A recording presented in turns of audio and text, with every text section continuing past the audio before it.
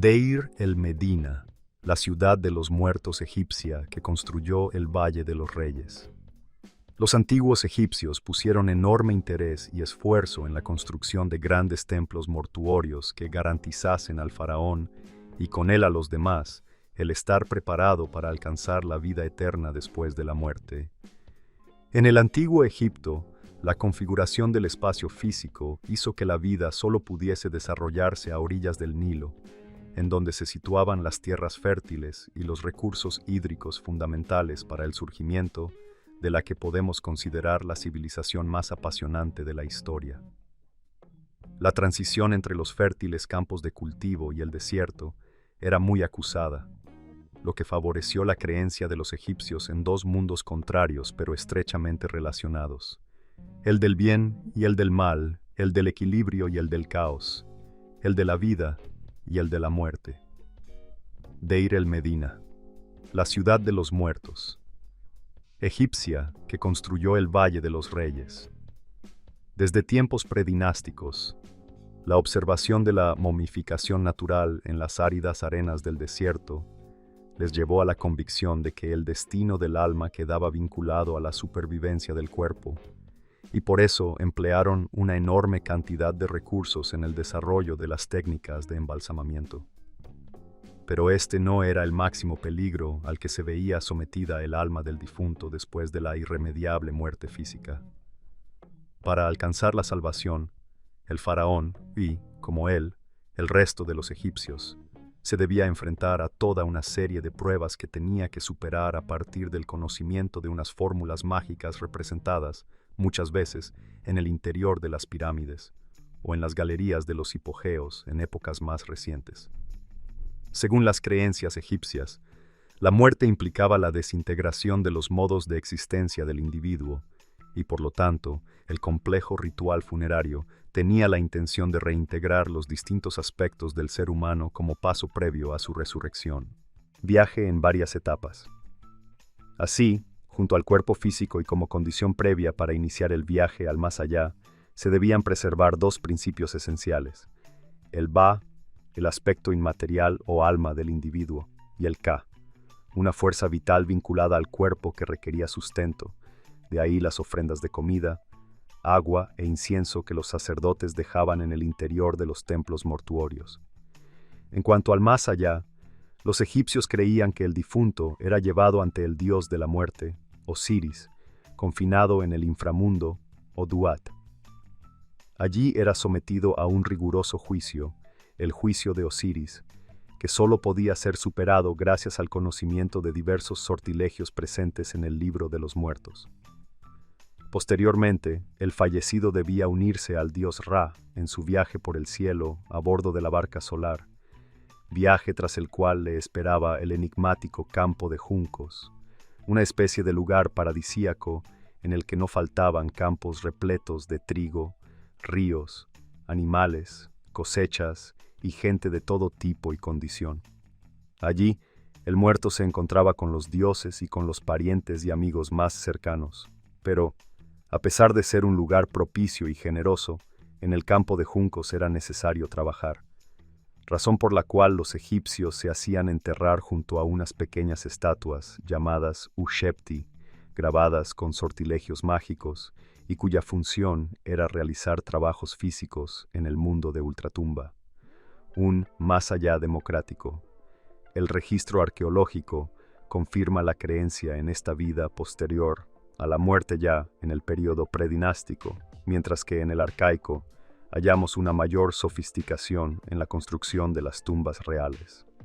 Un claro ejemplo es la del faraón Yer, encontrada en la necrópolis de Abidos. Este se hizo enterrar junto a un gran ajuar funerario y un enorme cortejo de más de 300 individuos, algunos víctimas de unos sacrificios humanos que, con el paso del tiempo, irían desapareciendo en favor de prácticas tendentes a sustituir al ser físico por una serie de amuletos con propiedades mágicas. La configuración de la tumba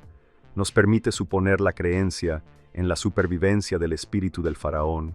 que emprendería el viaje a partir de una apertura en el lado occidental de la estructura orientada hacia un uadi, Rambla o Cauce Seco, situado al oeste de la necrópolis.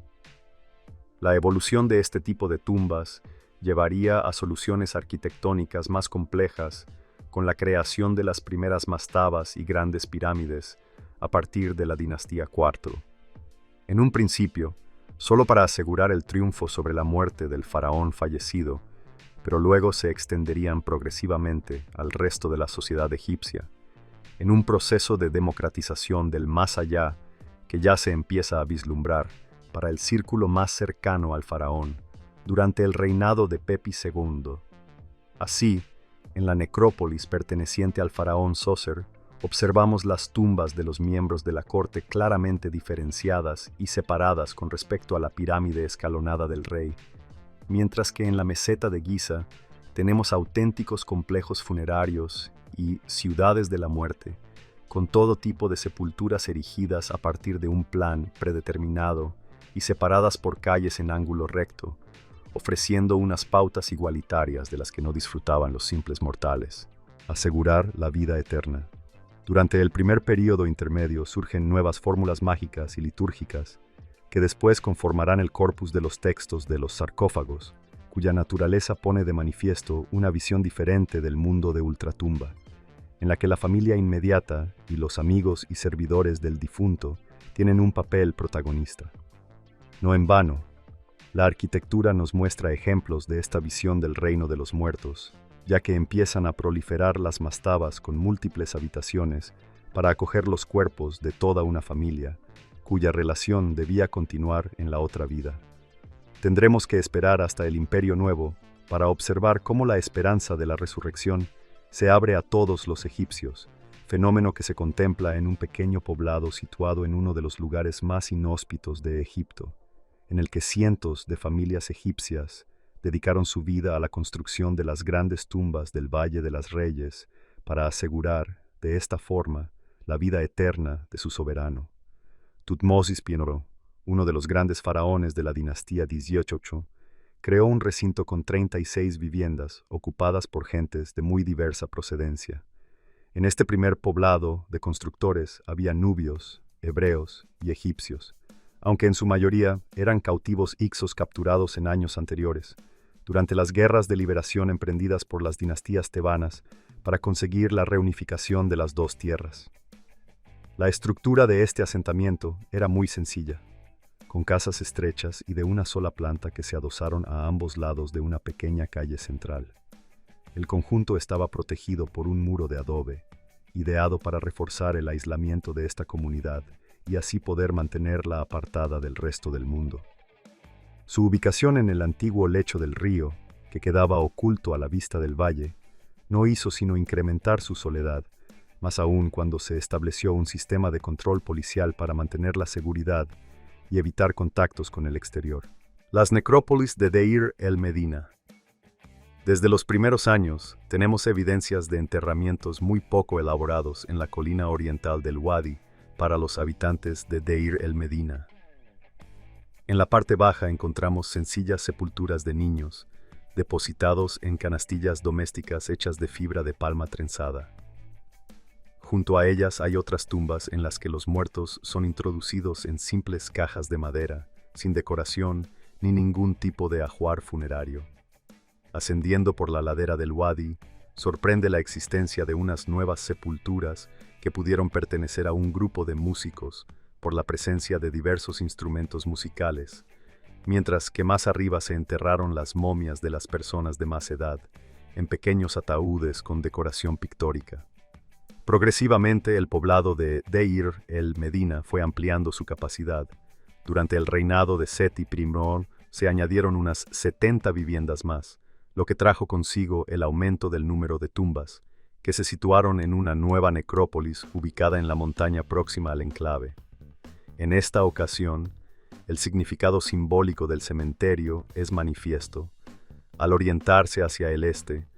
por donde nace la luz del sol cuando inicia su itinerario vital, hasta ocultarse tras las montañas tebanas y entrar en el mundo gobernado por Osiris. El momento de máximo apogeo en la historia de esta ciudad de los muertos se produjo durante el reinado de Ramsés II, quien ordenó ampliar el poblado y levantar otras 40 viviendas fuera del mismo, mientras que las situadas en el interior se subdividieron para aumentar su capacidad. Duras condiciones laborales. Las condiciones de vida de los trabajadores de Deir el-Medina tuvieron que resultar especialmente duras, teniendo en cuenta que el Valle de los Reyes es uno de los lugares más calurosos y áridos de Egipto, por estar encerrado entre unas montañas que no dejan pasar la refrescante brisa procedente del norte. Sus semanas laborales solían durar unos 10 días, y durante todo ese tiempo se veían obligados a pernoctar en la parte alta de las colinas que rodeaban el Valle de los Reyes, no pudiendo regresar a sus hogares hasta que un nuevo grupo llegase hasta la necrópolis para continuar con su trabajo. Antes de salir del poblado, los escribas del visir se encargaban de pasar lista y comprobar que todos los utensilios estuviesen perfectamente preparados, especialmente los cinceles de bronce, propiedad del Estado, y las lámparas con sus tiras de lino y grasa para alumbrarse en el interior de las tumbas. Una vez allí, el contacto con el resto del mundo era prácticamente inexistente. Solo recibían la visita esporádica de los encargados de transportar los asnos cargados con la comida y el resto de provisiones que diariamente llegaban hasta el corazón del valle. A pesar de estas duras condiciones, sorprende el excelente humor y las ganas de vivir que reflejan los ostracones, fragmentos de caliza o cerámica, encontrados por los arqueólogos, en los que vemos unos dibujos satíricos que ofrecen una perspectiva de la vida que tenían estos obreros de las tumbas reales. Su visión optimista de su existencia terrenal tal vez se deba al hecho de vivir en una comunidad cerrada, con excelentes lazos de solidaridad entre sus miembros, y a la convicción de poder disfrutar de la mejor recompensa como fruto de su trabajo: la inmortalidad. Entre las imágenes, destacan la de un hombre amaestrando a un babuino para que trepe a una palmera y le consiga dátiles, o la de unas madres amamantado a sus hijos y mirándose a un espejo con actitud despreocupada. Otra escena nos muestra de forma jocosa a un gato guiando a 6 gansos. Tampoco faltan los motivos religiosos, como la representación de la serpiente Meretseger, diosa de la medicina, invocada para evitar picaduras y otro tipo de peligros a los que se tuvieron que enfrentar en su día a día antes de emprender el camino hacia el más allá. Los trabajadores de Deir el-Medina vivieron para la muerte, porque una gran parte del poco tiempo libre que tenían lo emplearon en preparar sus propias tumbas. La mayor parte de ellas se situaron en la necrópolis aneja al poblado. Estas moradas para la eternidad solían ser de pequeño tamaño y casi siempre se orientaban hacia el templo funerario del faraón para el que habían servido, lo que nos demuestra su convencimiento de que podrían compartir el destino de un rey que, tras su muerte, se había convertido en Dios. Las tumbas se estructuraban en torno a un patio abierto, desde el que se abrían unos pozos funerarios en donde se enterraba a los miembros de una misma familia. Desde el pozo se accedía a diversas habitaciones y a la cámara funeraria, con paredes decoradas que mostraban al fallecido disfrutando de aquella nueva vida que con tanto esfuerzo se había ganado.